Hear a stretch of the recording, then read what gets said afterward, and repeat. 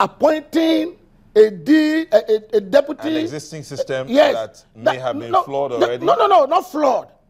It just ask a question that in the last regime, why is it that Nigerian oil? That question was asked. That's why I'm asking.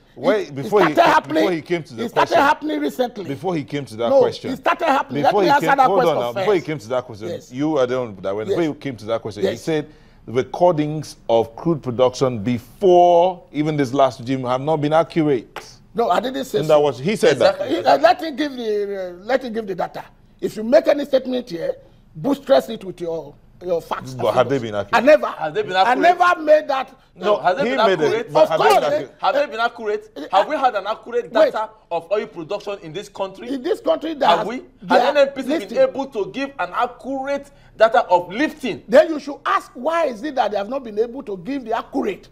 That's what I'm telling you. Let me also ask the variance of the accurate over time. No, it's not the minister. The variance. Listen. If the system was tight, it's not the like system. Somebody said, if it was tight, the minister will not be able to be brazen the way Alesta Wilcox was brazen about her overbearing in the sector. The president appoints a minister. The minister recommends the GMD or whichever is going to be there, the president approves. Exactly. Now, so who takes responsibility? Now, in that case, it is his right. It is the president's right to approve. At the end of the day, it is the president's right to approve. The box stops on the table of the minister. Of the president. Or less on the president. Good. Because the minister is representing the president. The president must approve what on the minister that issue, if that record has not been correct, which day did the president issue query? Don't forget, when the National Assembly asked Desani to appear, just to appear in House of Representatives, the president shielded her. We are not. I'm coming to that point. I'm coming. They shielded her. The president shielded her. We're not discussing. Not even. I'm discussing the last oil sector. Now, exactly. All the way down. Of course, because the probe they are probing goes all the way down. I'm using that as an example. Okay, and the gravity of our period was so much that the whole world knew. And that's why I said you cannot take a period as a basis. That was a total operation. I'm telling you, I'm using a period as a basis because that's why we hit the roof. This kind of interference, and yet, the oil and gas sector in Nigeria has always been backward.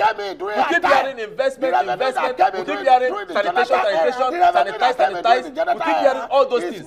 Yet it was backward when Desani was not there. Independence before him. When Desani was not there, that's why the oil and gas sector has not fared better. They now brought during their time.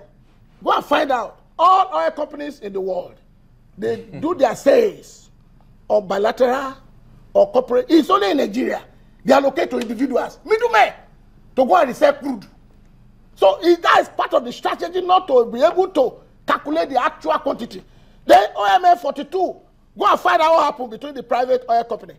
That was the joint venture partner of NPDC. And who owns the private oil company? Mr. Lisa, so those are the questions. I am not aware of OML 42 or OML 41. That is the question. I am talking about the structure and the running of because NNPC, of the interference. The oil and gas sector in the country. Now, the external interference accounts for all this. The group MD of NNPC even made any representation to the fact that what sale of OML 42, as you said, was wrong. Was it part of his responsibility to recommend that it was wrong? It cannot. Did he resign? Did he resign? Five resign. Did he resign? Five resign or sacked or whatever. No, you said sacked. Or whatever. Why would they wait to be sacked? No, why would they wait to be sacked? If you are doing what is right and somebody says do what is wrong. Why were they not removed? Why did they remove themselves? The sixth one will has to succumb. That means he's incompetent. No, not that five are heroes. The sixth one is incompetent. That's what I'm saying about. The sixth one was sidelined.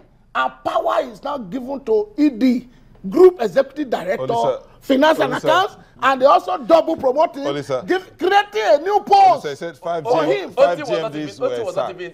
5 GMDs were laid off, whichever way. But they did not resign. You want to use because they did not cooperate. They did not. Why didn't they resign? The sixth one. No, why didn't they resign? Some of them resign. Why was the former one sacked? They will resign, but they will tell you that why was the former one sacked? Of their post. Why was the former one sacked? They will resign now. They will say they have been released. Why were they sacked? As a Nigerian. No, why were the other ones sacked? Because they did not cooperate. No, because they didn't cooperate. They didn't cooperate.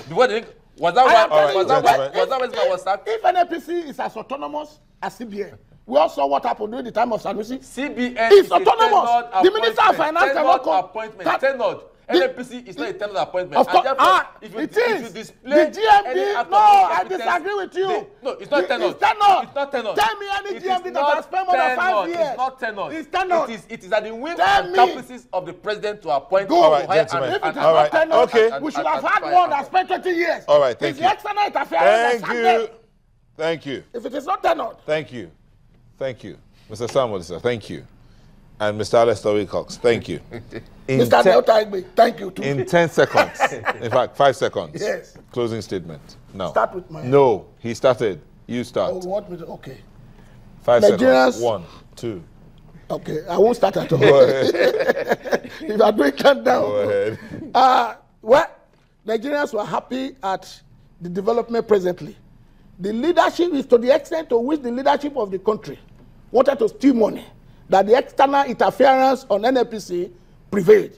We thank God we now have a leader in the person of PMB who has zero tolerance for corruption. And because of that, I know that it's not going to be business as usual in NNPC. Thank you.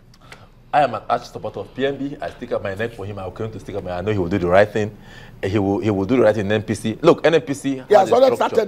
NNPC has a structure that removes control, that does not give adequate attention to control. Of all the EDs in NNPC, there is no ED internal audit and control. And I think that is what they need. Because they have stylized that aspect, that important aspect of business, which is internal audit and control, from that directorate level. I think that's why some of these problems are. And so I think in the new reform, they should the office of the auditor and the current control should be at directorate level. It should be an ED position so that he can be able to exercise enough authority to wield in control and to run his organization as it's supposed to be run. That is what Nigerians are looking at. Thank you very much. That's what Chartered accountant Alesta Wilcox, thank you for coming. And economist Olisa Sam, thank you for coming. Thank you very much. Now I'll take just one. There are me. quite a number here, but let me just take one because I hear we have to go. Indispensable at Just Right 10,000 says, it's a combination of both, but mainly corruption has been the major retarding factor.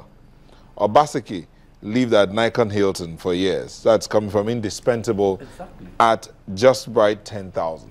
That's all we can take on Face Up tonight. Thank you so much for letting us be a part of your evening. Till we'll bring you another edition. Have yourself a good night.